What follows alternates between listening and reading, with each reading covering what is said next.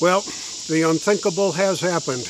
We've lost, at last count, 13 U.S. servicemen in Kabul, Afghanistan, based on a series of what they call complex bombings. It breaks my heart. I think way too many of us that can reason through things saw what was about to happen, and it already has happened, and I suspect it's going to get worse before it gets better. But when you look at the whole sum and substance of what's going on today in this country with the southern border issue, with the inflation that's beginning to really start to affect everyday living, what's going on with the COVID-19 disaster crisis right now, plus what's going on in Afghanistan, it really should give you pause to think about re-looking at your prepper strategy for the future. Stick around. I want to share some thoughts with you about what we're doing here and what you may want to consider doing in your homestead.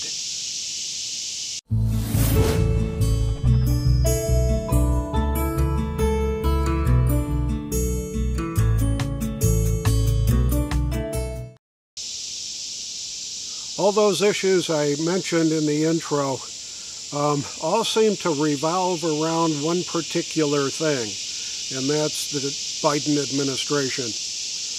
Things were going along pretty well up until the election, and it seems like everything fell off the rails. The whole issue of the southern border and the hundreds of thousands of folks from God knows where, from probably all over the world, that are making their way into our country, seeking asylum, seeking refuge, escaping from tyranny, however you want to look at it, looking for a much better ride here in the United States, the land of freedom and the land of liberty. Yeah, I can understand why they want to come here, but they need to do it the right way, and that isn't happening right now. The issues with the COVID-19, the mandates, the mask wearing, the shift to these variants that where the focus is right now, yep, there's some serious stuff to take into consideration. But I remain extraordinarily concerned about the level of tyrannical decision-making that's going on right now. I believe in Oregon right now, you have to wear a mask anytime you are outside, that there are places in cities, in counties around the country that are really clamping down. If you're not wearing a mask, if you can't show proof of your vaccine status, then you're pretty much a second-class citizen with no rights at all. And Lord knows, we're only a half a step away from where folks in Australia and New Zealand are right now, where if you're found in violation of their mandates, you can be arrested and you can be put in jail. It's just insane.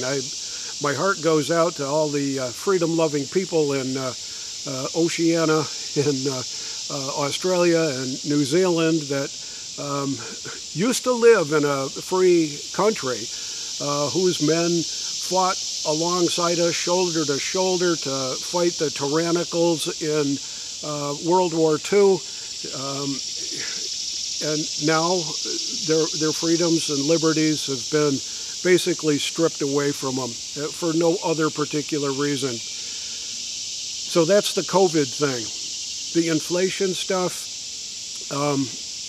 I don't know what numbers to believe, except the numbers that I look and see on the receipts that I get from my Home Depot, from our local grocery store, from our local warehouse club, pretty much everything that we're purchasing on a regular basis, just to replenish routine supplies.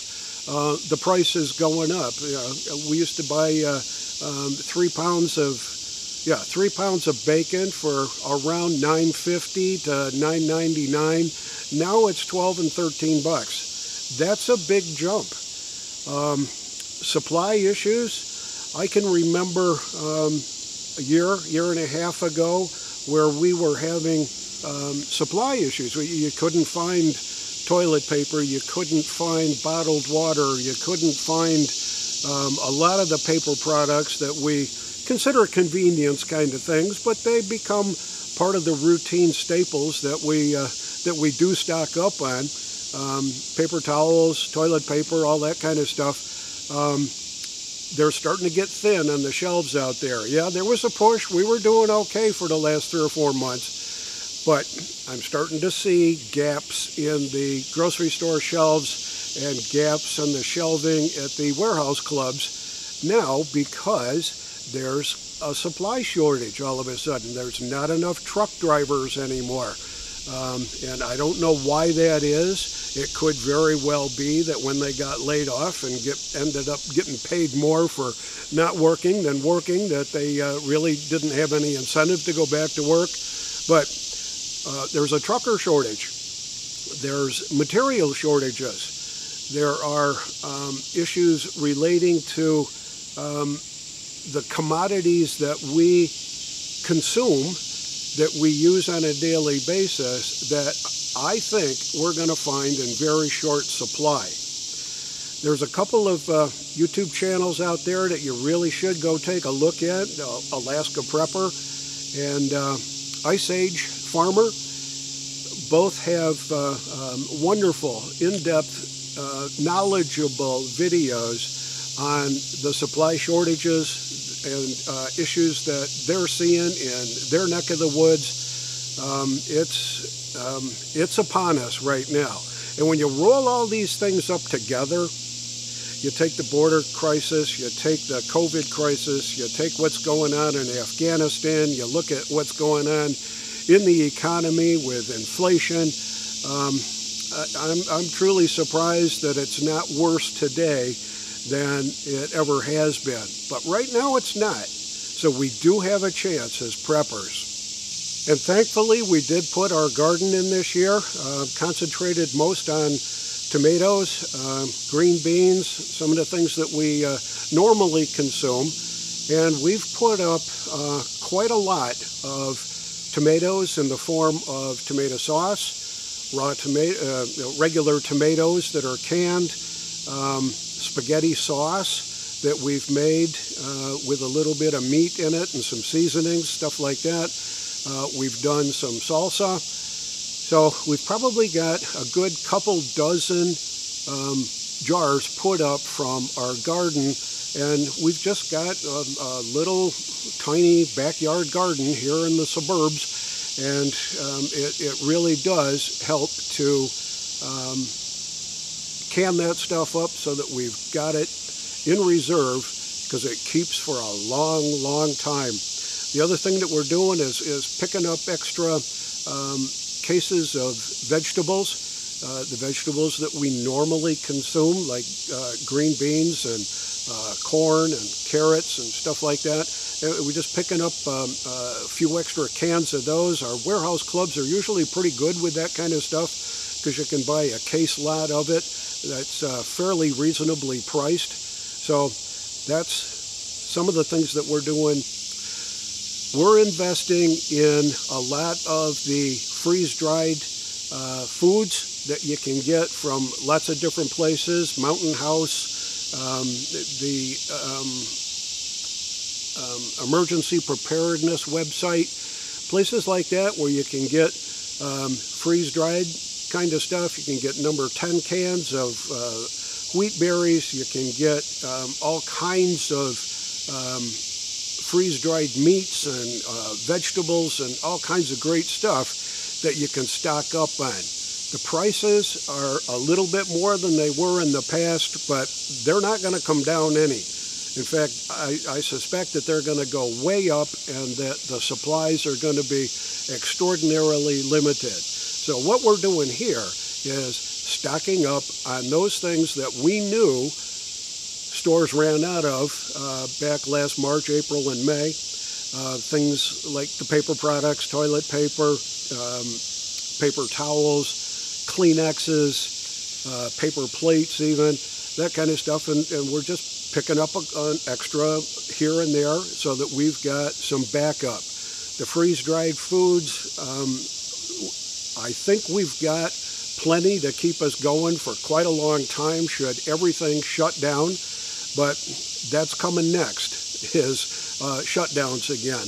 And we're going to be restricted to our homes. We're going to be restricted from going anywhere except to medical appointments or to grocery stores. You're just not going to be able to go anyplace anymore. No restaurants, that kind of stuff. It's going to get worse, and I'm not sure it's going to get much better. So let's keep prepping. I can't stress it enough. We're doing what we need to be doing. I'm doing what I need to be doing, and I hope you are too. This is the Prepared Suburbanite, reminding you to be prepared always.